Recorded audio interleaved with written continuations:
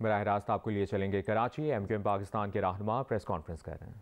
Court में गई कि जो मेजर्स एक फेयर एंड फ्री इलेक्शन के लिए लेने चाहिए, इलेक्शन कमीशन उनको यकीनी बनाए।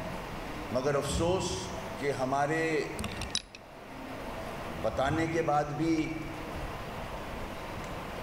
सारी सिचुएशन सामने लाने के बाद भी कुछ नहीं किया गया और हाई कोर्ट ने फैसला सादर फरमाया कि इलेक्शन आज होंगे। जिन हालात में इलेक्शन हो रहे हैं उसमें जेरीमैंडरिंग तो अपनी जगह है ही है, डिलिमिटेशन में जितनी खराबियां हैं वो सबके सामने इलेक्शन कमीशन को फ़रोग़ नसीम भाई दे चुके हैं। वोटर लिस्ट की जो खामियां हैं, ड्यूल दो वोटर लिस्टें मौजूद हैं, कन्फ्यूजन हो रहा है पोलिंग बूथ्स पे। उसके बाद सेंसस, ये सारे ख़दशात हम इलेक्शन कमीशन को भी दे चुके हैं, कोर्ट में भी दे चुके हैं। अब प्रैक्टिकली जो ग्राउंड पे हालात हैं उन पे रोशनी डालना चाह रहा हूँ कि इस वक्त मीरपुर ख़ास, सक्खर, नवाबशाह जिस तरह से पोलिंग हो रही है, डाकू अंदरून सिंध से भी इन्वॉल्व हो गए हैं इलेक्शन में। डाकू आके इंतज़ामिया के लोगों को अगवा करके ले जा चुके हैं। बैलेट बॉक्सेस खुलेआम उठा के अपनी मर्ज़ी से वहाँ की जो जमात है उसके लोग ले जा चुके हैं। इंतखाबी निशान पेपर्स पे मौजूद नहीं हैं जो सियासी जमातें हिस्सा ले रही हैं। तो इलेक्शन कमीशन अपने इस कारकर्दगी को देखे। हंगामा है, तशद्दुद है, वोटर टर्नआउट ना होने के बराबर है, लोग खौफ में हैं, फायरिंग्स हो रही हैं।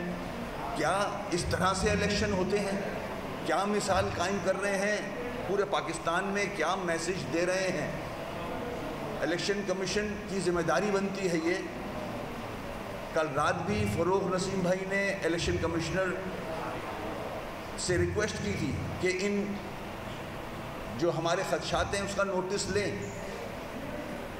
हमारे पास मैसेज ये आया है कि इलेक्शन कमीशन नोटिस ले रहा है। मेरी रिक्वेस्ट होगी इलेक्शन कमिश्नर से, बड़े अच्छे ऑफिसर हैं, जानते हैं हम इन्हें।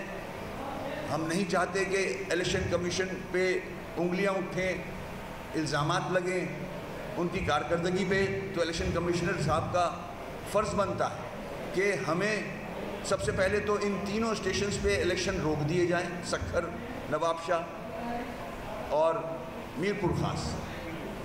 इलेक्टोरल लिस्ट को देखा जाए, करेक्ट किया जाए, डिलिमिटेशन को करेक्ट किया जाए, सारी जमातों को बुला के डिलिमिटेशन की जाए, उसके बाद इलेक्शन अनाउंस किए जाए। ये हमारी इलेक्शन कमिश्नर से रिक्वेस्ट है।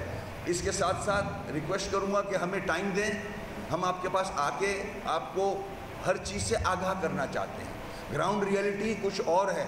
अंदरून सिंध की 14 डिस्ट्रिक्ट्स की ग्राउंड रियलिटी इलेक्शन से रिलेटेड कुछ और है। फेयर एंड फ्री इलेक्शन हो ही नहीं सकते जो माहौल बना हुआ है वहाँ, खौफ का आलम है। तो हमारी जो स्ट्रगल रही है बल्दियाती निज़ाम को मजबूत करने की, सुप्रीम कोर्ट के ऑर्डर्स को इम्प्लीमेंट कराने के लिए, ताकि बल्दियाती निज़ाम मजबूत हो जाए। अगर हो भी जाता है और इलेक्टोरल प्रोसेस इस तरह से होगा तो फ़ायदा क्या फिर उस निज़ाम को मजबूत कराने का? जो जिन जमातों को वोट मिलने हैं, जिस कैंडिडेट को वोट मिलना है, जो एक्चुअल कैंडिडेट्स हैं, उनको तो फिर मौका नहीं मिलेगा कि वो आके आवाम की खिदमत कर सकें। धांधली का बाज़ार गर्म है इस वक्त 14 डिस्ट्रिक्ट्स में अंदरून सिंध के। मैं हुकूमत सिंध से भी कहूँगा, ये आप पे भी सवालिया निशान आ रहा है। पीपल्स पार्टी की गवर्नमेंट है, हम कोलिशन पार्टनर्स हैं उनके। मैं उनसे कहूँगा, आपकी हुकूमत पे, आपकी गवर्नेंस पे एक सवालिया निशान आ रहा है पूरे मुल्क में, पूरी दुनिया में, कि किस तरह से आप इलेक्शन कंडक्ट करा रहे हैं। वो अलग बात है, इलेक्शन कमीशन की जिम्मेदारी है, मगर जिम्मेदारी आपकी भी बनती है। एक बैड नेम इस तरह से इलेक्शन अगर होंगे तो आप पर भी आएगा।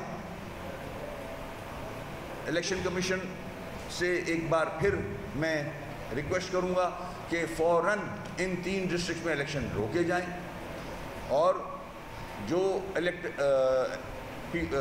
पार्टीज़ हैं उनको लेके बैठा जाए। ठीक है, मानता हूँ कोर्ट ने ये फैसला दिया है, हम सुप्रीम कोर्ट में गए हुए हैं, let's wait for the order from Supreme Court, क्या कहते हैं वो। मगर इन द मीन टाइम ये तरीका नहीं है इलेक्शन का, पूरा इलेक्शन इंटीरियर सिंध का रोका जाए, रोक सकता है इलेक्शन कमीशन। सिंध गवर्नमेंट इसमें एफर्ट करे। सारी सियासी जमातें उंगलियां उठा रही हैं प्रोसेस पे। तो ये एक मेरी रिक्वेस्ट है, अवाम के सामने रखना चाह रहा हूँ, इलेक्शन कमीशन के सामने रखना चाह रहा हूँ। पाकिस्तान की अवाम, सिंध की अवाम देखे कि किस तरह से इलेक्शन हो रहे हैं, किस तरह से वोट का मजाक उड़ रहा है इस सूबे में। शुक्रिया बहुत बहुत। प्रिजाइडिंग के पास वोटिंग लिस्टें कोई और है, जब 8300 पर कर रहे हैं तो कोई और है। आपके इल्म में है कि प्रिजाइडिंग ऑफिसर के पास जो लिस्टें हैं, दो लिस्टें हैं।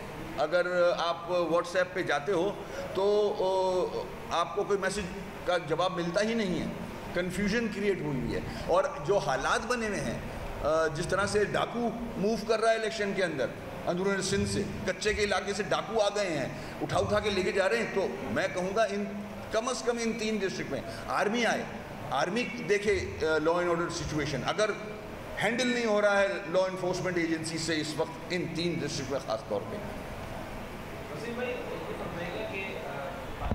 और ये बल्दिया मजबूत हो, आज भी हमारी वही ख्वाहिश है। हम जब तक वो पूरा नहीं होता, हम किसी और ओहदे को लेने नहीं जा रहे। ठीक,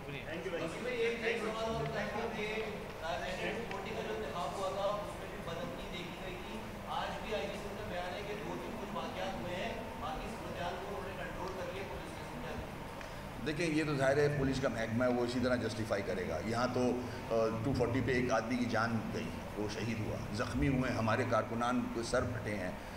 इस तरह से तो नहीं होता है कंट्रोल लॉ एंड ऑर्डर। और इंटीरियर सिंध में क्या हो रहा होगा जब डाकू इलेक्शन में हिस्सा ले रहा है, बॉलेट बॉक्स उठा के ले जा रहा है, तो फिर लॉ एंड ऑर्डर समझ सकते हो आप कैसा होगा। MKM के रहनुमा कराची में मीडिया से गुफ्तगू कर रहे थे। वसीम अख्तर बात कर